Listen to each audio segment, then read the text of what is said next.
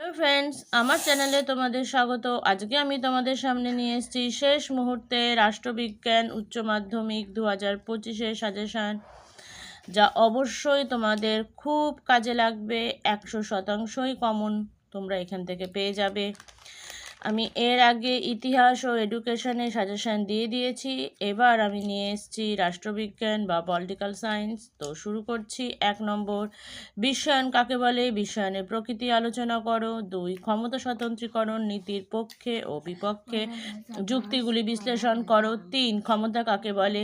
ক্ষমতার উপাদানগুলি বিশ্লেষণ করো। 4, জাতীয় স্বার্থের প্রকৃতি সংক্ষেপে ব্যাখ্যা করো। জাতীয় স্বার্থ রক্ষার বিভিন্ন উপায় উল্লেখ করো। 5, উদারনীতিবাদের মূল বৈশিষ্ট্যগুলি ব্যাখ্যা করো। 6, মার্ক্সের রাষ্ট্র সম্পর্কিত তত্ত্বটি আলোচনা করো। 7, এককক্ষ বিশিষ্ট আইনসভার পক্ষে ও বিপক্ষে যুক্তি দাও। 8, ভারতের অঙ্গরাজ্যের মুখ্যমন্ত্রীর ক্ষমতা ও পদমর্যাদা ব্যাখ্যা করো। 9, ভারতের রাষ্ট্রপতির ক্ষমতাসমূহ আলোচনা করো। 10, ভারতের বিচার ব্যবস্থার বৈশিষ্ট্যসমূহ আলোচনা করো। 11, ভারতের পার্লামেন্টের ক্ষমতা ও কার্যাবলী আলোচনা করো। 12, সুপ্রিম কোর্টের গঠন ও কার্যাবলী ব্যাখ্যা করো।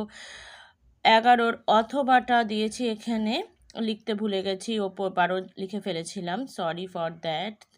ভারতীয় পার্লামেন্টের উভয় কক্ষ সম্পর্কে লেখো। 13, ক্রেতা সুরক্ষা আদালত সম্বন্ধে একটি টিকা লেখো। 14, ভারতের লোক আদালত গঠন ও কার্যাবলী সংক্ষেপে আলোচনা করো। 15, পশ্চিমবঙ্গের বিধানসভার অধ্যক্ষের ভূমিকা পর্যালোচনা করো। তো বন্ধুরা, এই 15খানা প্রশ্ন খুব মন দিয়ে পড়বে, তাহলেই দেখবে তোমরা এর থেকে কমন পেয়ে যাচ্ছ, আর 5খানা কোশ্চেন খুব ভালোভাবে লিখে তার উত্তরও করতে পারছো। তো আজকের মতো এখানেই আমি শেষ করছি।